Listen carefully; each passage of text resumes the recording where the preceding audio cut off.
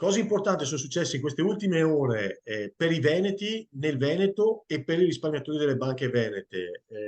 Siamo a venerdì 10 novembre, soprattutto per quei risparmiatori di Veneto Banca che hanno visto perdere i propri risparmi all'interno del crack di Veneto Banca. È uscito un articolo, vero Mario, riesci a metterlo online? Eccolo qui. Eccolo qua, scatta la prescrizione sulla branchia del processo. Ci spieghi tutto? Ci dai anche le tue considerazioni?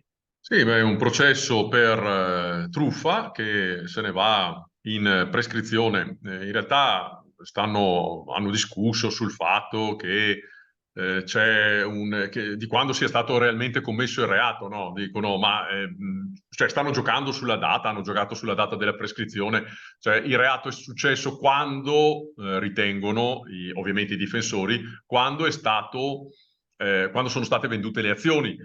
È anche vero, invece la Procura? controparte ritiene che il reato sia accaduto nel 2015, no? Quando le azioni si sono deprezzate. Ma al di là di questi cavilli, che sono cavilli giuridici che ci sono in qualsiasi sistema giuridico democratico, purtroppo per fortuna, queste cose, cioè questi processi, vanno fatti, bisogna tentare ogni volta.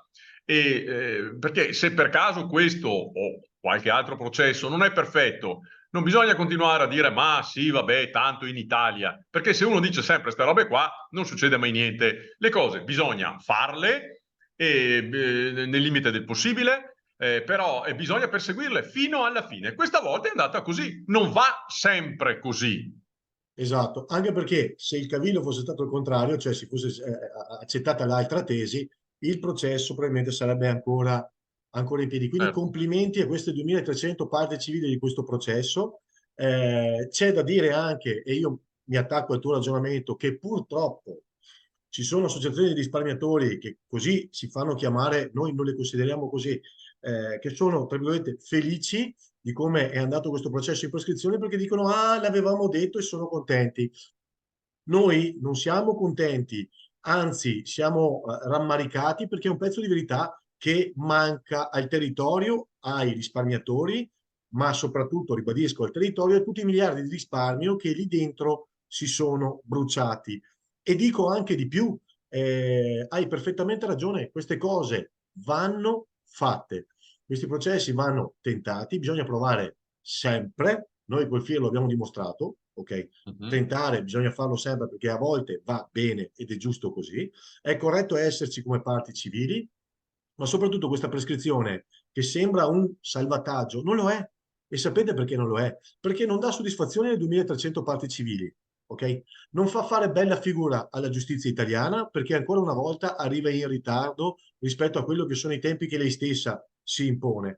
Terza cosa, lascia comunque un'ombra agli imputati perché sono prescritti, non sono innocenti. Quindi in realtà da questo processo non escono puliti e neppure bene, neppure gli imputati, restano sempre con una macchia. E io dico agli imputati, soprattutto se si ritengono innocenti, rinunciate alla prescrizione, così evitate di tenervi la macchia.